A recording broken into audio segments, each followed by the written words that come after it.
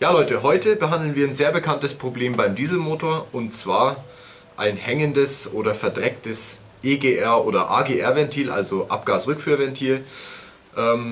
Das merkt ihr eigentlich im Teillastbereich sehr stark, wenn dort der Motor ruckelt. Also ihr fahrt zum Beispiel jetzt mit 50 in der Stadt umeinander, das im 4. Gang oder sowas, und der Motor hat ein leichtes Ruckeln oder er läuft zum Beispiel sogar gar nicht mehr richtig rund, dann kann das von dem AGR-Ventil herrühren, und das sitzt beim Motor eigentlich immer kurz vor der Ansaugbrücke. Sieht eigentlich immer ziemlich ähnlich aus. Wir haben hier einmal den Abgaskühler, also er nimmt sich die Abgase vom Abgastrakt. Dort werden sie nochmal runtergekühlt, dann gehen sie hier über den Schlauch auf dieses Ventil, also das ist diese AGR-Einheit eben halt. Hier wird dann über Unterdruck angesteuert oder elektrisch, das ist je nachdem, was für ein Typ es dann ist. Und da öffnet dann hier ein kleines Ventil, das dann die Abgase mit in den Ansaugtrakt wieder mit reinlässt. Wie es genau funktioniert, sehen wir gleich dann nochmal, wenn wir hier den Schlauch runternehmen. Das AGR-Ventil bleibt meistens hängen aufgrund von Ablagerungen an dem Ventil. Und da ist eigentlich die schnellste Abhilfe auch wieder ein Reinigungsspray. Wir haben hier einmal dieses Spray, das ihr vielseitig anwenden könnt. Das ist für sämtliche Klappen oder Ventile im Ansaugtrakt oder beim Motor, speziell auch fürs AGR oder für die Drosselklappe. Und das könntet ihr einmal direkt hinterm Luftfilter in den Ansaugtrakt reinsprühen, bei laufendem Motor und betriebswarmem Motor. Effektiver ist es aber noch, wenn ihr direkt auf das betroffene Bauteil drauf geht, und das machen wir jetzt. Das heißt, wir bauen jetzt mal hier den Schlauch runter und verschaffen uns mal Zugang zu der AGR-Einheit. Also den Schlauch bauen wir jetzt hier weg mit einer 7er Schlüsselweite. Wenn ihr das AGR nicht auf Anhieb findet, dann müsst ihr immer irgendwelche Abdeckungen wegbauen und es einfach suchen. Ihr findet es dann irgendwann. Ihr könnt es eigentlich einwandfrei identifizieren, wenn ihr seht, dass zu einem Bauteil, das so oder so ähnlich ausschaut, so ein metallener Schlauch hingeht, der in manchen Fällen auch noch so geriffelt ist. Also wie hier drüben so einen Ansaugtraktschlauch, also der ist aber dann auch rund und metallisch geriffelt. Also wie gesagt, Schlauch mal wegbauen.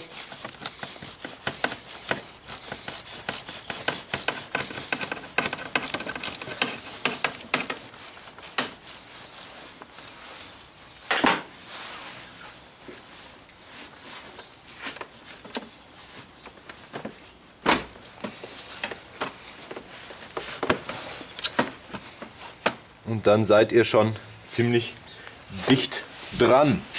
Also hier seht ihr jetzt dieses AGR-Ventil. Von der Seite, hier gesehen, kommen die Abgase rein, und hier wird es mit dieser Unterdruckdose gesteuert. Und man sieht jetzt hier schon, da sind auf diesem Ventilführungsstift extreme Ablagerungen drauf. Und die müssen runter. Das kann der Grund sein, warum das Ganze anfängt zu hängen. Wir zeigen euch jetzt nochmal bei laufendem Motor die Funktionsweise.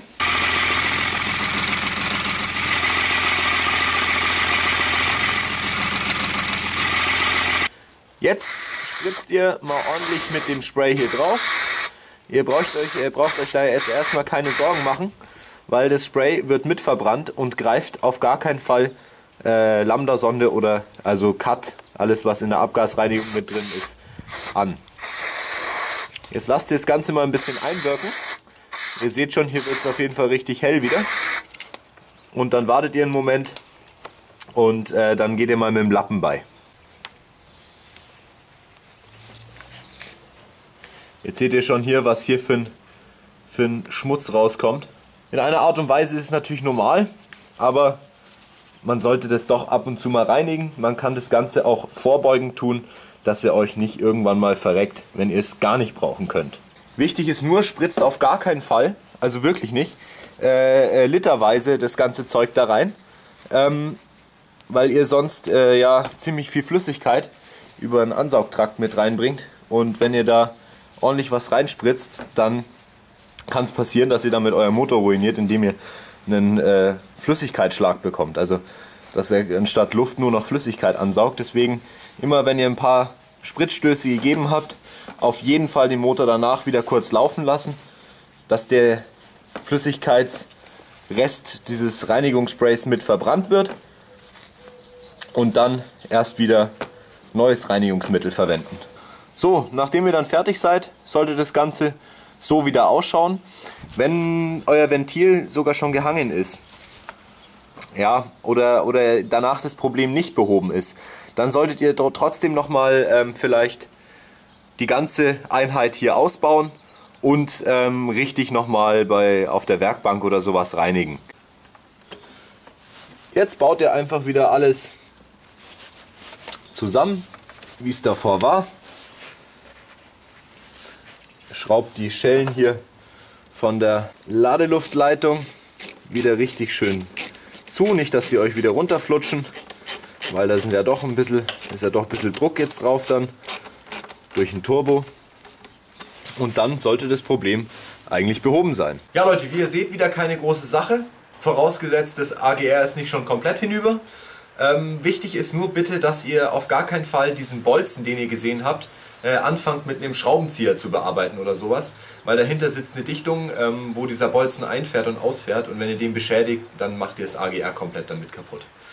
Wenn euch das Ganze jetzt gefallen hat, dann drückt ihr jetzt hier oben auf den Abonnier-Button. Links kommt ihr jetzt zu unserem letzten Video. Leckundichtigkeit im Kühlsystem kostengünstig zu reparieren. Und wenn ihr jetzt rechts drückt, dann kommt ihr auf das Video, das euch erklärt, wie ihr eine Windschutzscheibe selber wechselt. Alle Teile, die ihr braucht, findet ihr unten, indem ihr jetzt auf die Bremsscheibe drückt. Bis zum nächsten Mal. Servus und ciao.